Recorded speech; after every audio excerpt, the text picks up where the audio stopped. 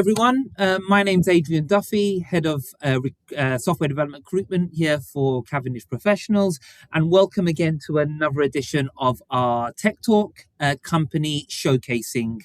And today I'm very, very happy to introduce someone I've been in contact with for maybe a year or so now, Nikhil, I think. No? Yeah. Yeah. Yeah. So quite a while now. And I'd love to introduce you here to Nikhil Singh, who is the founder of Xiro. And from my understanding, Xiro is a creative healthcare studio or a creative healthcare hub. And you are building products for the industry, right? Yes. In essence, yeah. So, Nikhil, for our listeners and our viewers joining in today, do you want to just give us a small introduction of yourself, who you are, kind of where you maybe started off in your career, and what's kind of led you to develop into building Xiro? Oh, yeah. Yeah. So Adyan, so my background started actually with an architecture. So I have a bachelor's degree in architecture. So I'm an architect first of all. Okay. Like, So you can build a house as well. Yeah. yes, yes, Good to know. yes. I used to be an architect, so I did my bachelor's in architecture. I was a designer. I learned how to make buildings and this kind of stuff and all. And once I got into the practice of architecture, and then I realized this was not the best thing for me. And then I went for a master's, and masters I was doing hardware design, industrial design. So I did my master's in industrial design, and I got used to designing into hardware stuff and all. Like I went into designing hardware stuff and all. And after getting a lot of knowledge on designing both like architecture and hardware, I was like very, very keen to start at some point of time like my own company and an own thing basically at my point of time. And I was looking for opportunities where we can I do that. And one of the opportunities which I got was basically to go into the healthcare. And the reason I got into healthcare was like my father is a doctor, and like I was kind of closely related to understanding what happens in healthcare and doctor, medical, and stuff Yeah, like. because you grew up with that Oh yeah, in your house, right? Yeah. yes. And I was like a kind of a very very closely attached to this thing from starting. Even though my upbringing was like in like education was into something different. And once wanted to start my own thing, I started with a Polish founder over here, and I went into designing of a medical health startup. Basically, that was my first startup. This was like after like 3 years of working experience, and then I started this company basically. And this was back in 2019 almost, and when I was starting it out, and I started with like a digital health startup, which was like primary focus was on preventive healthcare.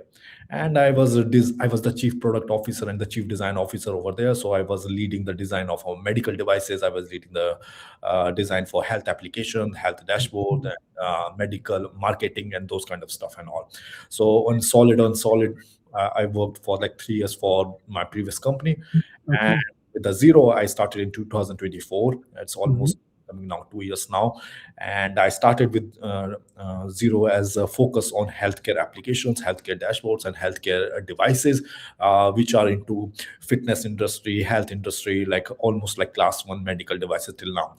I see. So, Right. and since I had like a very strong background in design, and that's what my strong call to help other startups and other companies to have who are building into same domain and help them out basically. Okay. Is that So you sort of worked within sort of a more of a consultancy kind of environment, but also practically building products for the yeah, industry as well. correct. Brilliant. So obviously, I know from our engagement over the last year or so that there's a few different products that you have built. Some medical device, some more application based, which you were kind enough to show me last time we met in Krakow a few months ago.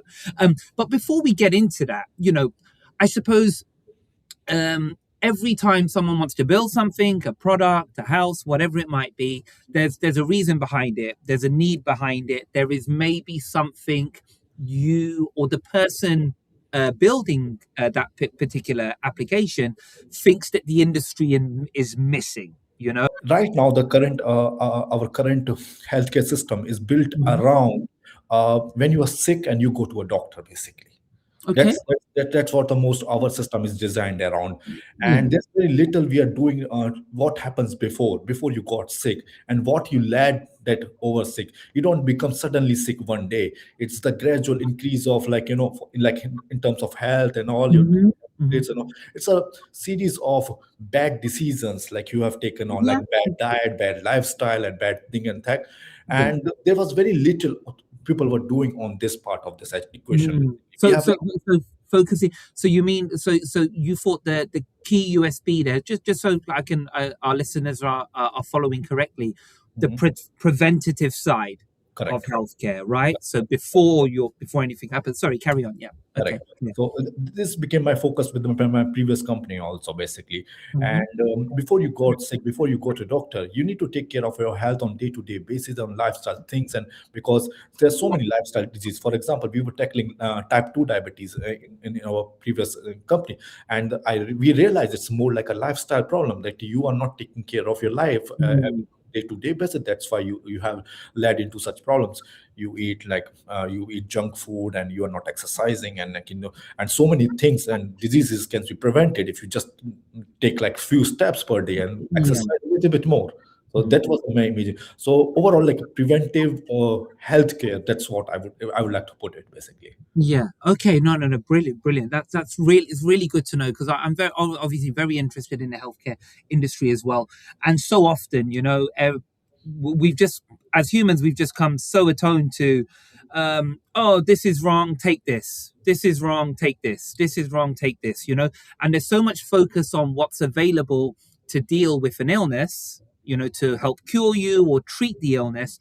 But again, like you said, everyone seems to kind of forget the hard stuff, which is what you could have done. And I think that's a human nature thing because, humans, I suppose, sometimes can be quite difficult to look inside ourselves and really question what we might have done wrong in order for this situation to have arisen.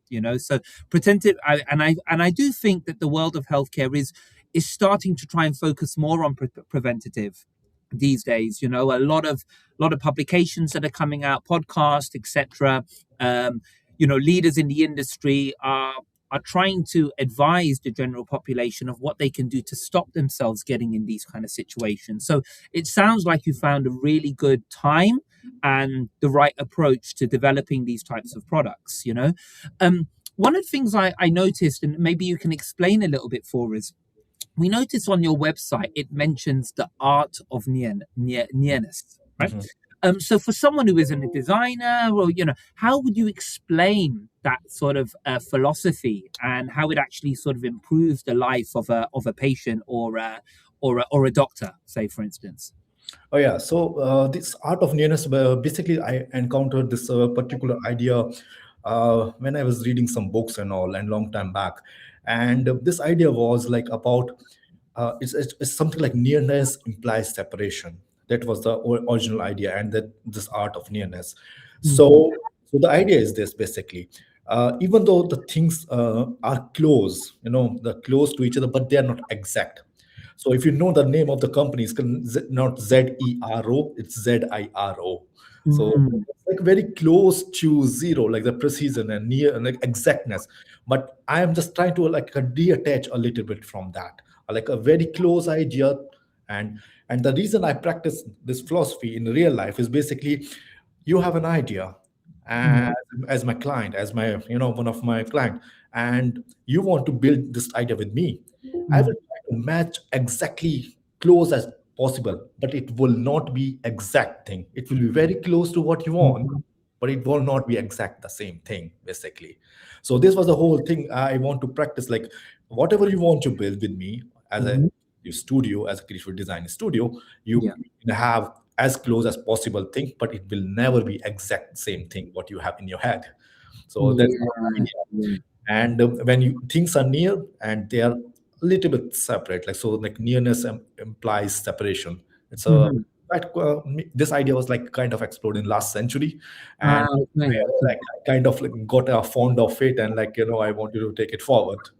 Yeah, interesting. Yeah, because I'd never heard that sort of term before. So I'm definitely going to spend a bit of time looking at the background of it and the various interpretations of it. Because again, like any of these sort of terms, people will make interpretations that align with what they want it to say, or what they want it to represent. So that's really interesting. So thanks for sort of clearing that up. That was just something I noticed there.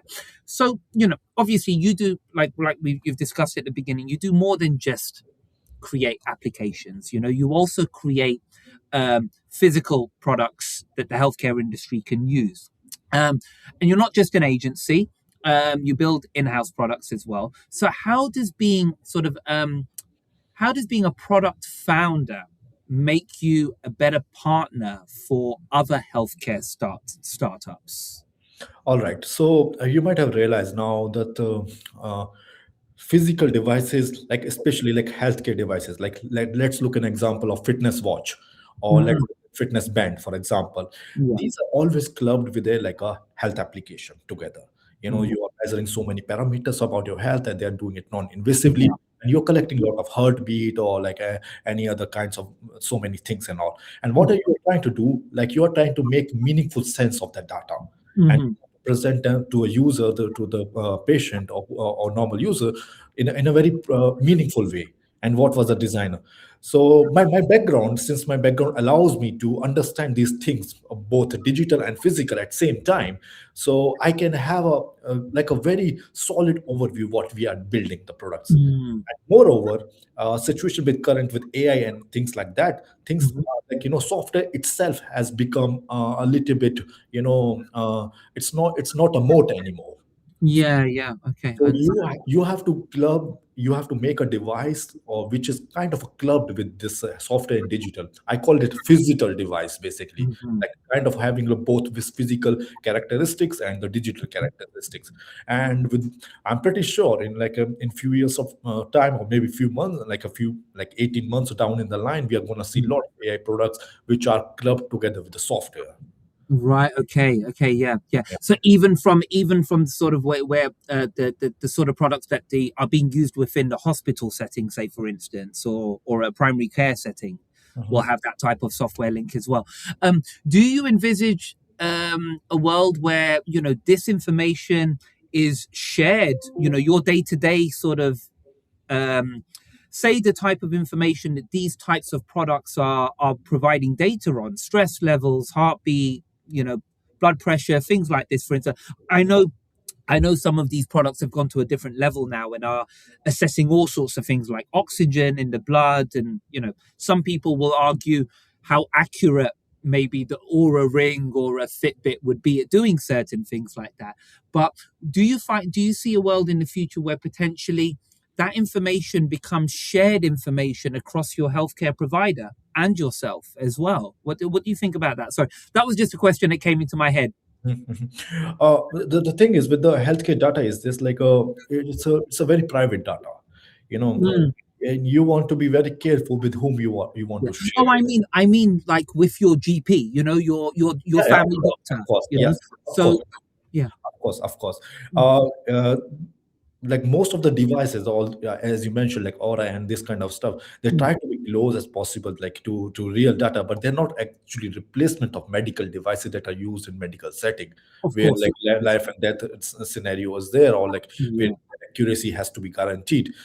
These all the devices which you see like on day-to-day basis, most of the time they try to approximate basically the values and all, trying to make you move, or trying to make you try Mhm. to risk, you are into certain risk zones or something like that, basically. Mhm. So, Okay.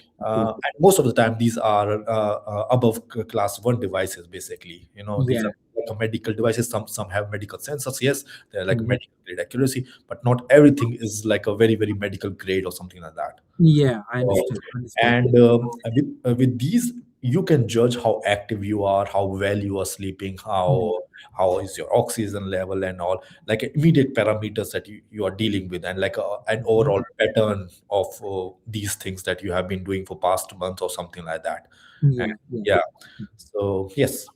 Good to know. No, brilliant, brilliant. So let's get into the products then, right? Because we're here to showcase, what your company's been building. So, do you want to just give us an overview of your sort of your leading products at the moment, whether that be application? Obviously, you showed me very interesting application for the fitness industry that you were working on. So maybe you could talk a little bit about that for our viewers. And I'd also be quite interested in sort of any products that are currently being used at the moment from the medical device side as well. So please, yeah, give us an overview of the stuff that you've been making. Yeah. So as I mentioned, like my focus has been very, very on preventive health, this kind of stuff. Mhm. And one of our flagship product is called Zero Fit, and Zero Mhm. Fit is one of a product which I designed, taking into consideration of exercise and the prevent things related to Yeah. exercise and going to Like gym. nutrition, for instance, and yeah. Correct. And I realized with my previous startup that doctors are at the end goal, basically. In the doctors that you need at the point of time when you are sick.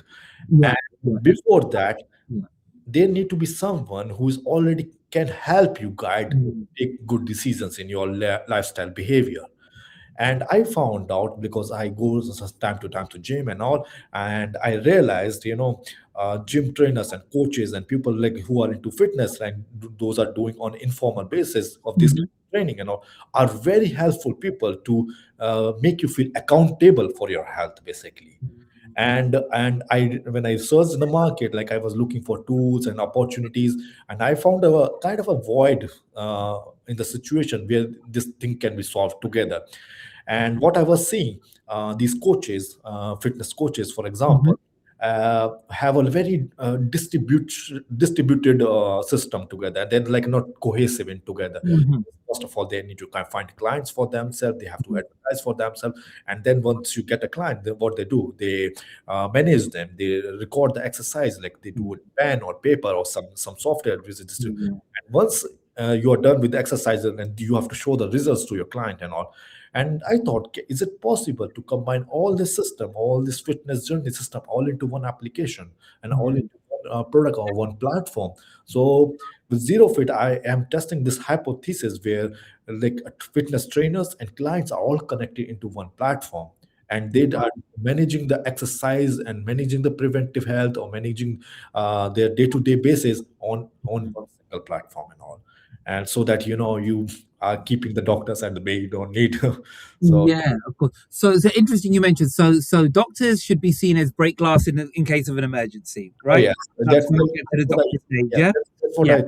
I. And the product itself. So the opportunity here was a way to create a platform, an application that the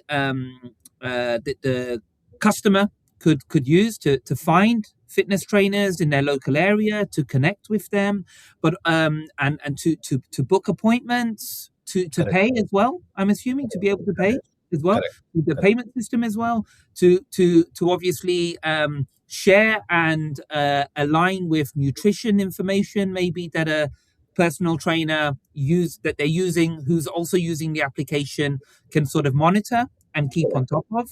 So you kind of have almost like, so the trainer and the customer has a remote view to a certain degree on what's correct. going on with that individual.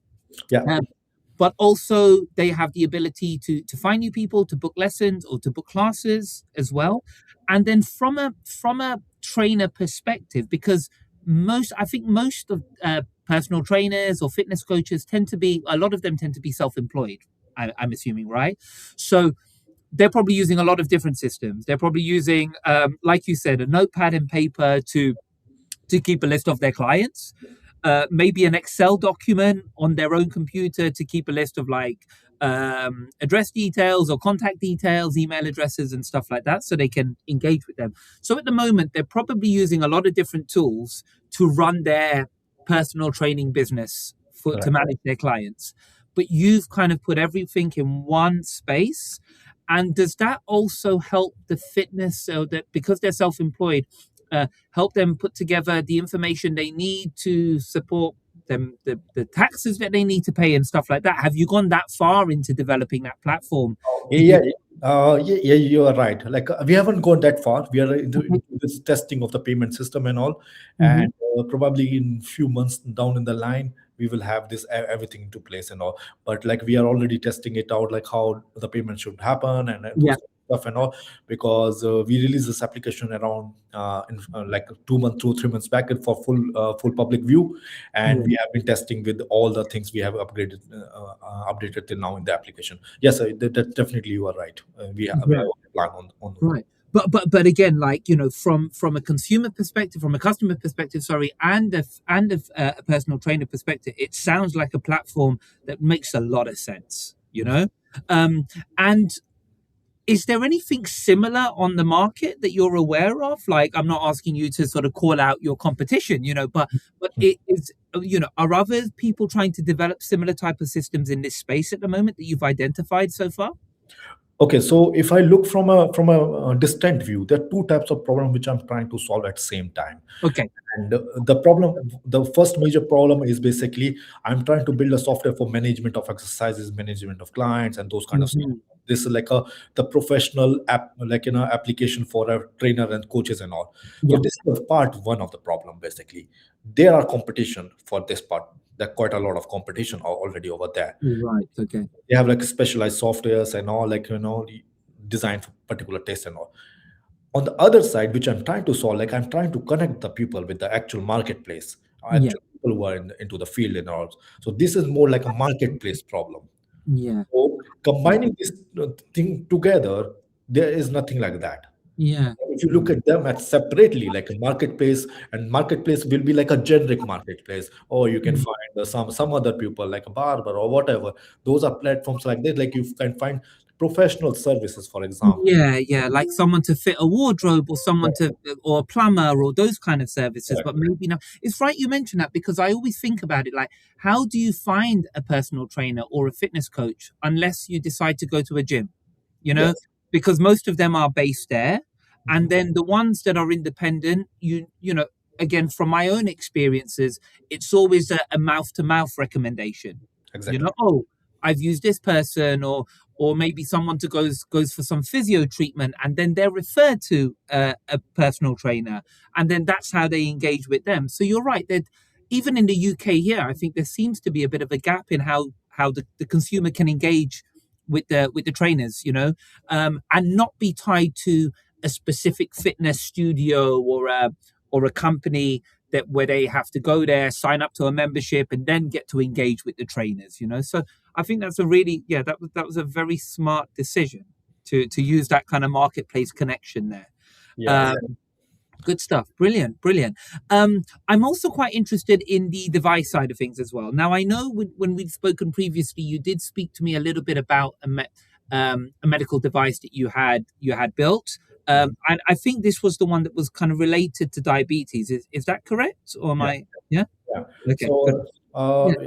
with my previous company, I have designed a blood glucose meter, and Okay. for type 2 diabetes solutions and all. Yeah. Okay.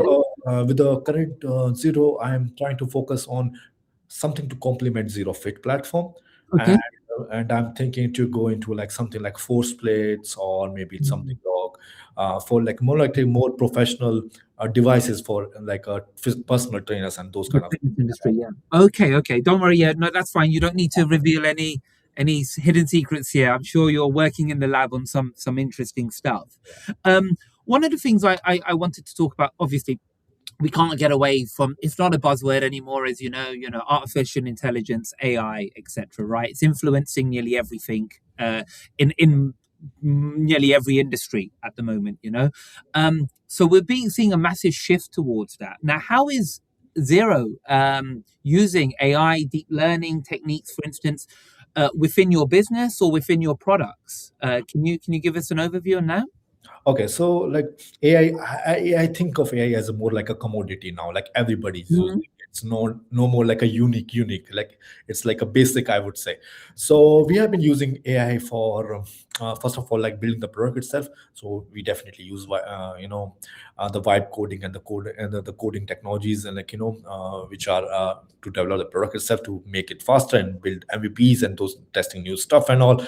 And in the product itself, we are also using an AI. So Okay. one of the very highly requested feature for from in Zero Fit app was with our users, can I record an exercise just by saying it?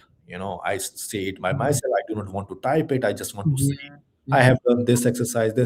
I did 5 sets of barbell of this many kgs. Yeah, And just like a voice note it yeah, and for it so to you be kind of voice, recorded. exactly. So Yeah, basically, yeah. I just We like a are tap. getting lazier, Nikhil, Yeah, aren't we? you We're getting can't very really do lazy. that. Yeah, exactly. So basically, I say to that, and we have already put it into the place right now, and it actually records exercises and all. So we Yeah. already have a kind of integration of AI inbuilt in our product already. Okay. Okay. Yeah. Good stuff. Because you know what they're going to ask for next, right? Can I just think it, and then suddenly it gets written for me? I think Elon is working on some stuff that's going to allow that to happen. Oh yeah.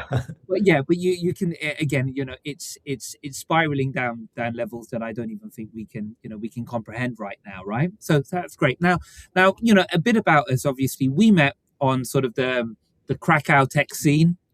Probably a couple of years ago, actually, really, when I think you came to one of our first events and we met and we first spoke. So you've been based in Europe in Krakow for how long now? How long? When did you relocate? Almost 4 years now. 4 Yeah. years now. So you've been based Europe, based out of Poland. So um, you're in, arguably, some people might know this, but arguably one of the most vibrant tech hubs in Europe at the moment. Poland, but Krakow, is buzzing and has been buzzing for some time now.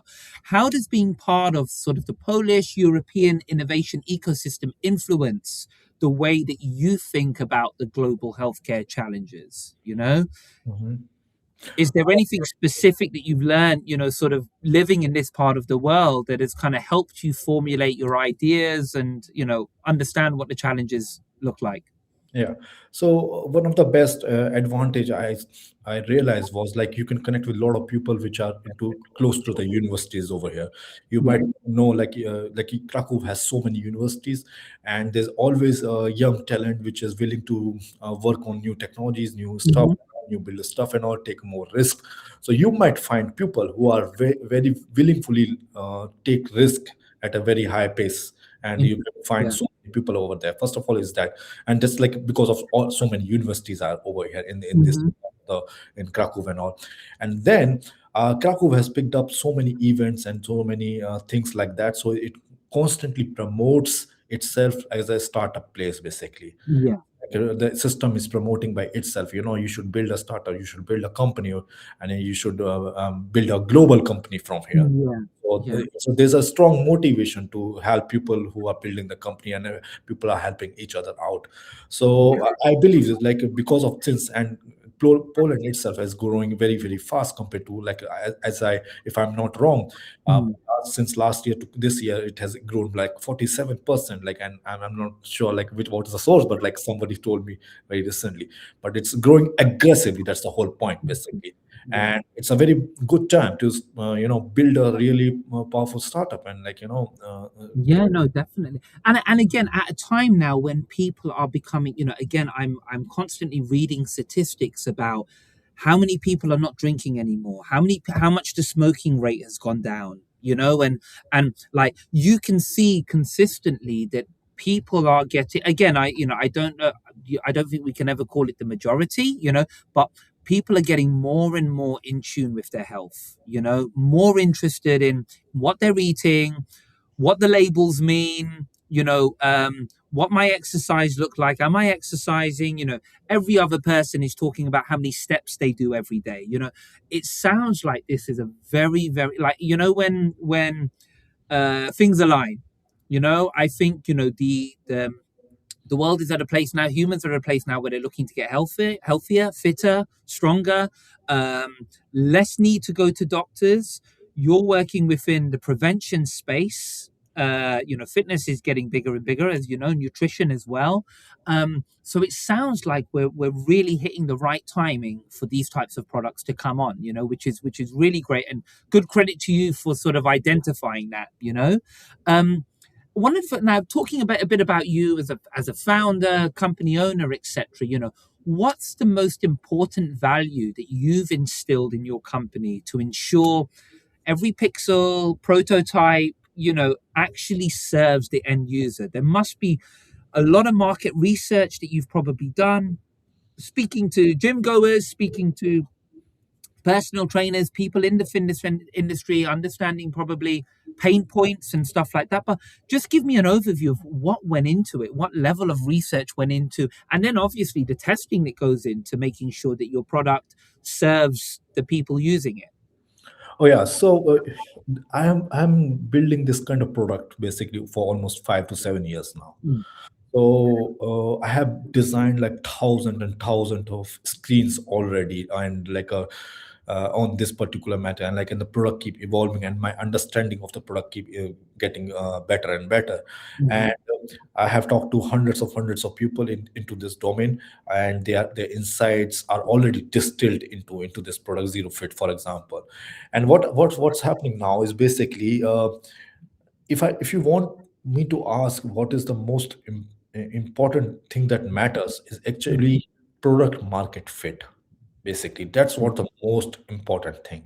yeah, And whatever your hypotheses are, like, mm, people want to get fit, the health trend will go on, or whatever, people want to exercise more, people will drink mm, less and all. So whatever your hypothesis is, you put them down and check and validate each of those hypotheses, mm, basically, with mm. your application, whatever you are building. Yeah, So, okay. and what you do is, like, you build one version, take to the user and test it out, and ask, like, why would you use this product? And if they say, okay, I will use this product, if they don't use the product, why will they not use the product? Yeah, yeah, yeah. Core What would job start is, you? Yeah. your core job is to understand, Mm, is get to the truth, basically. And yeah. the sooner you reach the truth, you can make the product very successful, basically. Yeah, that makes Testing it sense. again and again and again and again, all the tests Mhm. and hypothesis, whatever you're doing. So this is the problem with the basically with all the new products, the Yeah, product the world has never seen before.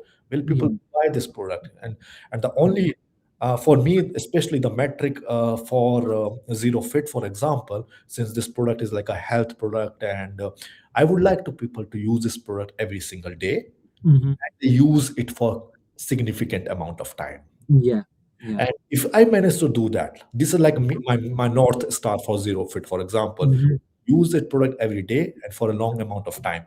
And if I manage to get a significant answer, like a values to these value, I can make around any business model around it, basically.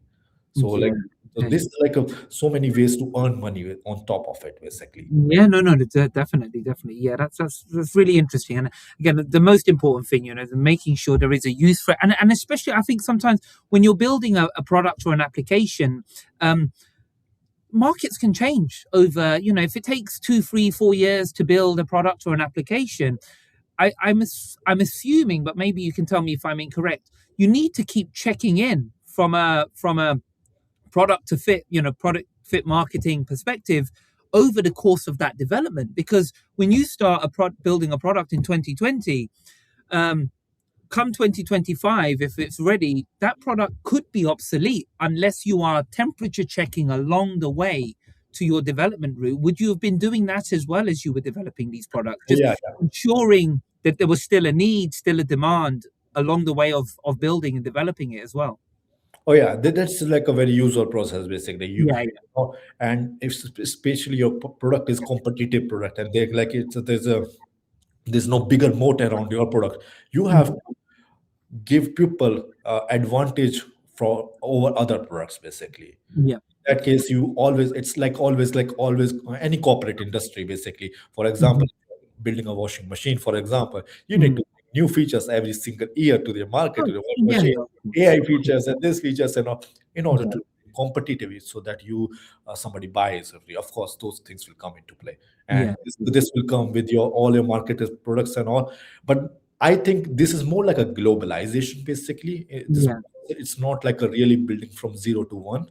This Hmm. product is more like, you have a product, people need this product, and you need to make it product better and better and better.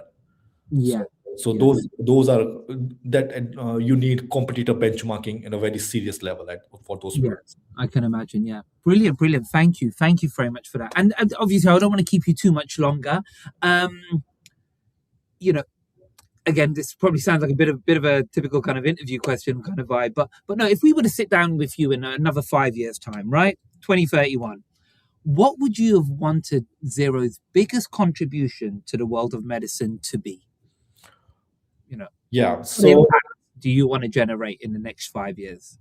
I want millions of people to be using to take care of health, basically using this product. Yeah. It will be like the end goal of this thing, like and but how I want to use it, that's a very good question. Like Mhm. everybody expect like millions of people should use it. So my strategic goal is basically right now I have a digital product, and once I prove this all the hypothesis of like it can generate a certain amount of revenue, then I will build on top of it to go into the hardware devices, and the hardware devices will complement the system basically. Like, Yeah. like you have a software, then you have a digital layer, and the last stage of this product will be the physical spaces itself. So I want to build something like longevity clinics on based on top of it. So so, Interesting. so preventive health is kind of a one niche goal. Like as I said, like it's a one of Mhm. set. But overall, if you look at the bigger set, it's like longevity and longevity clinics and longevity kind of things and all. And that's where the entire fitness space is moving, basically. Yeah. Like they're moving like we live as long as possible and have Mhm. as less as diseases as possible, remain as unhealthy as possible. Yeah. So that's the entire fitness domain is going basically, and Yeah. preventive health is one of the subset of it. That's what how I look about it. AI will find out some new kinds of drugs and this kind of like which will allow Mhm. you to to keep you healthy as possible and all. And what I want to build is I want to build an ecosystem of our entire product of like, and this zero is software is a base, and then it goes into step by step into hardware and then the physical spaces Yeah, itself. and they all connect into the same ecosystem and environment. Yeah, yeah, brilliant. Yeah, Correct. that sounds really exciting. I'm looking forward to. Again, I'm glad we met. I'm glad we're in touch, and I'm looking forward to see how those things kind of develop a little bit more as well. But look, one more question here before we finish up, and I thank you so much for your time today. From We will have entrepreneurs, we will have young developers, seasoned developers, people that are building their own products, working on pet projects, wondering if they have what it takes to bring their product out and develop it. you know what so yeah, for entrepreneurs listening who have a great medical idea, or just idea, I think, in general, but don't really know how to start when it comes to the design side of things, right? Where would you kind of um still where what would be, I suppose, the golden rule that they should start to follow? I feel like, as I asked that question, I think we've answered it. That Yeah, yeah, yeah. I have a very now a very different take now on this question, and Okay. this question comes around to designers and developer both basically. And where Hmm. should they start with the design and all? So if you asked me this question like 2 years back, I would have a very different answer. I would have said, you start with the design, you start with the screens, and you start with like all the hypotheses, bring lot of user testing, user questions, and like ask a question to the users, and then build on top of it and do some screens, UI, UX, and this kind of stuff and all. I would not say this answer anymore now. So the reason behind this is like if you have an idea, build the prototype first. By the end of the day, you start now. You can have, by the end of the day you will have the product prototype itself.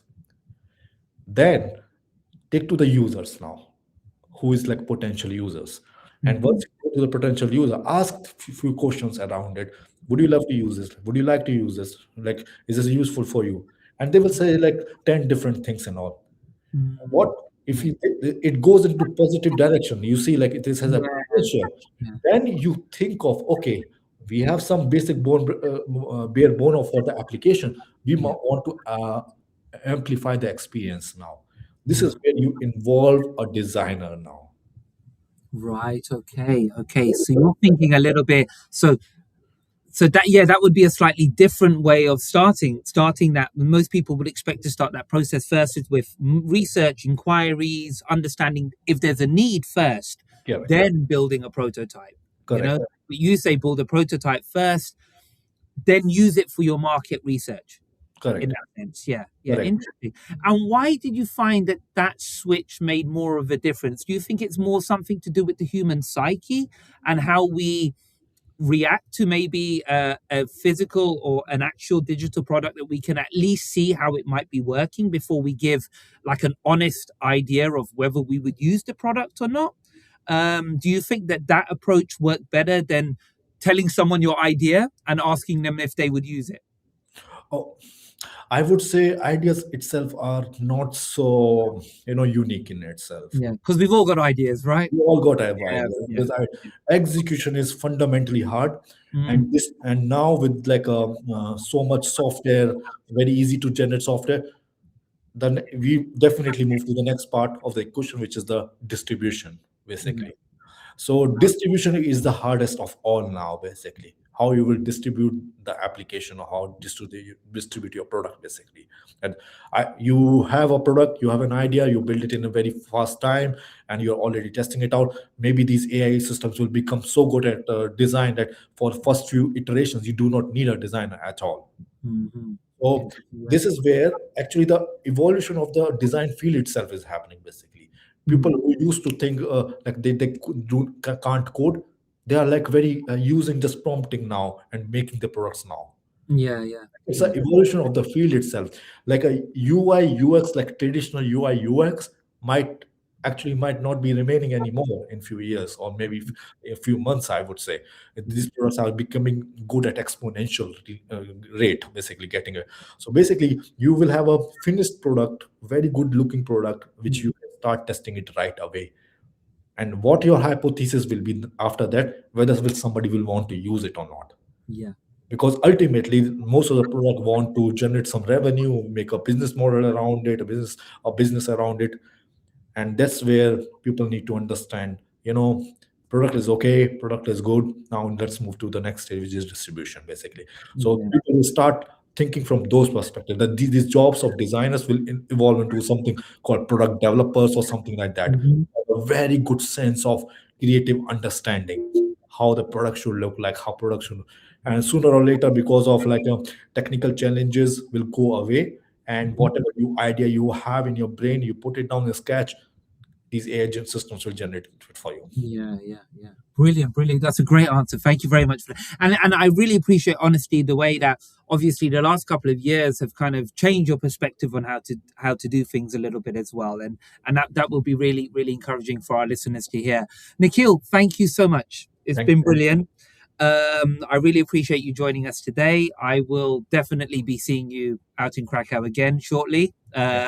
We have the next event coming up in June, so I'll be in touch regarding that as well. But also, I just want to say really thank you to all our listeners for joining us for another episode of the Cavendish Professionals Tech Talk Company Showcase.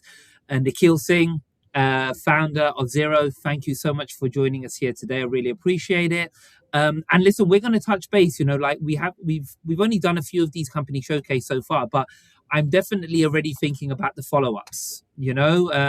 The 12 months to see from here to where you are in 12 months. And how the Yeah. products develop. So let's keep that one sort of plugged in as well. But we'll keep in touch. Yeah. Thank you so Thanks, much. Nikhil.